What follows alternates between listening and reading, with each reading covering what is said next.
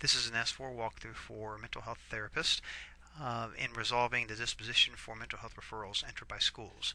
Here is an example of me as a therapist, and I've got on my queue one student, or I know a student, so I could walk into the documents, the details of the document, entered already by a school with my name on it, and this is Joe Test, and the referrals entered, so I'm going to go and edit. And here I'm going to go into, I can see the details of the document. I can always print the document as I need to see the information of the mental health referral. All the information's already been pre-filled by the school, and I'm going to jump right into disposition itself. I need to add a disposition for this form or for this process for the mental health events and actions that have occurred. So there's just two tabs on this form for the therapist, collecting some information here, and then the status itself. Many statuses that can occur from this form. A disposition itself, let me save and close here, one referral can have multiple dispositions, and there should only really be one started disposition, maybe many completeds. It's up to a school and a therapist in a combination whether to regenerate a referral as a new referral where the guidance counselor or the school admin fills in information again to create a whole new referral, or just use the same existing referral and create multiple dispositions, reopening the case again, if you will, and then just generating another disposition itself. So in this case here, we've got one started disposition we just started, and I'm going to go in here, and I haven't pre-filled this yet. Sutherland, and referring party, I don't have that filled in. We'll just type in Wells, even though it could have been the school itself. And all pretty easy, regular stuff. We'll put a date to 26th in here. And in case I want to check errors, same kind of concept, same kind of issue. Something about status codes needs to be resolved. Again, from the therapist's point of view, what they want to do is go over to the status panel itself, and they've got to claim a status. On the printed form itself, all these were on the form itself, and you checked one, but in this case here, each checkbox here represents a different status, and each status will open up checkboxes or issues, items that have to be satisfied within that disposition.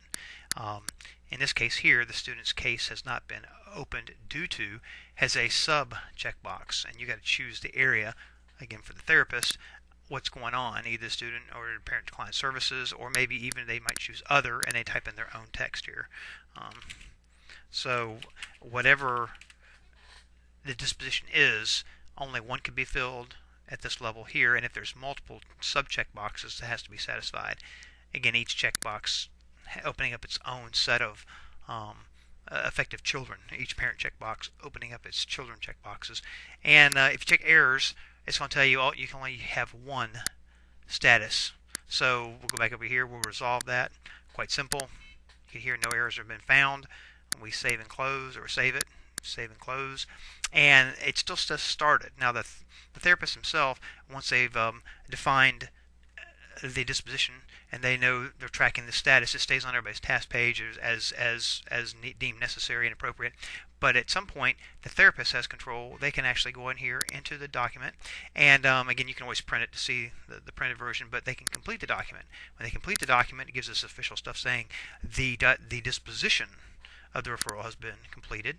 And so here is the document itself, and I know it's kind of bigger than the document. I'm going to go ahead and close it.